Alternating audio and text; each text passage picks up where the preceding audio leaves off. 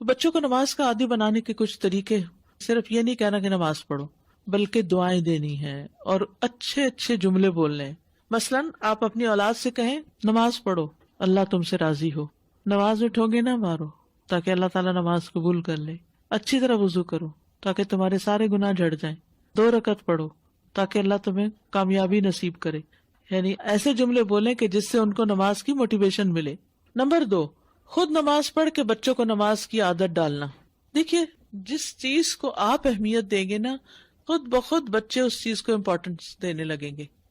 وہ ماں باپ کو خاموشی سے آبزرو کرتے رہتے ہیں کہ ماں کس بات پہ روتی ہے، کیا چیز اس کی زندگی میں بہت امپورٹنٹ ہے، باپ کس چیز کو زیادہ وقت دیتا ہے، وہ کس کام میں زیادہ لگا رہتا ہے۔ تو یہ لفظوں کی تبلیغ نہیں، یہ عمل کی تبلیغ ہے۔ اگر بچہ دیکھ رہا ہے کہ اذان ہوئی ہے اور ماں اٹھ ہی نہیں رہی، لیکن اس کو کہہ رہی ہے جاؤ مسجد، جاؤ نماز پڑھو، کتنا اثر ہوگا پھر۔ اور اگر وہ دیکھ رہا ہے کہ اذان ہوئی ہے، ماں نے وضو کیا، ماں نماز میں کھڑی ہو گئی ہے، تو آپ کے نماز میں کھڑے ہونے کا اس پہ اثر کیا پڑ رہا ہے؟ خاموشی سے میں نہیں پڑھ رہا، اس کو گلٹ آنے لگے گی۔ پھر آپ سلام پھیر کے اس کو کہتے تم نے پڑھ لی نماز؟ نہیں، میں ابھی جاتا ہوں، ریئیکشن اور ہوگا۔ پھر اسی طرح دعائیں دیں ان کو، یا اللہ میرے بچے کو ان نماز پڑھنے والوں میں سے بنا دے جو اس سے لذت حاصل کرتے ہیں، یا اللہ میرے بچے کی نماز کو اس کی آنکھوں کی ٹھنڈک بنا دے۔ ہر وہ چیز جس کا ہمیں مزہ آتا ہے ہم شیئر کرتے ہیں نا بچوں سے، تو بچوں سے شیئر کریں۔ نماز پڑھنے کے بعد کہ نماز پڑھ کے سکون ہی آ گیا، دل کو قرار آ گیا ہے، ساری تھکاوٹ اتر گئی ہے۔ یعنی یہ جو فیلنگ ہے نا اچھی نماز کے بعد کی، وہ شیئر کیا کریں۔ ہم وہ نہیں شیئر کرتے، وہ چیزیں اپنے تک رکھتے ہیں۔ تو یہ ہم اپنے عمل سے میسیجز دے رہے ہوتے ہیں۔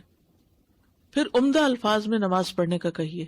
یہ کسی نے لکھا کہ جب میں تراویح پڑھنے میں سستی کا شکار ہوتی تو میری والدہ کہتی کہ وقت بہت جلد گزر جاتا ہے، تم اپنا وقت نماز میں گزارو تاکہ اجر بھی حاصل کر لو، یہ اس سے بہتر ہے کہ تم بغیر ثواب کے اپنا وقت گزارو۔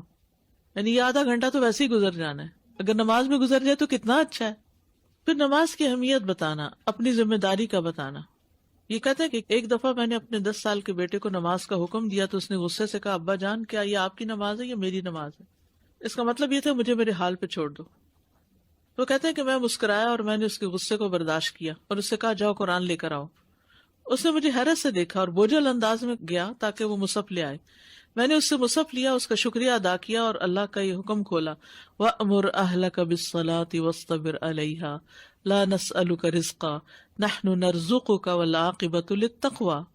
اور اپنے گھر والوں کو نماز کا حکم دو اور اس پر خوب پابند رہو، ہم تم سے کسی رزق کا مطالبہ نہیں کرتے، ہم ہی تمہیں رزق دیں گے اور اچھا انجام تقویٰ کا ہے۔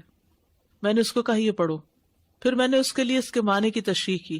میں نے اسے نبی صلی اللہ علیہ وسلم کا فرمان بھی سنایا، اپنے بچوں کو نماز پڑھنے کا حکم دو، اور میں نے کہا کیا اب آپ کو پتہ چل گیا کہ یہ آپ کی نماز ہے، یہ میری نماز؟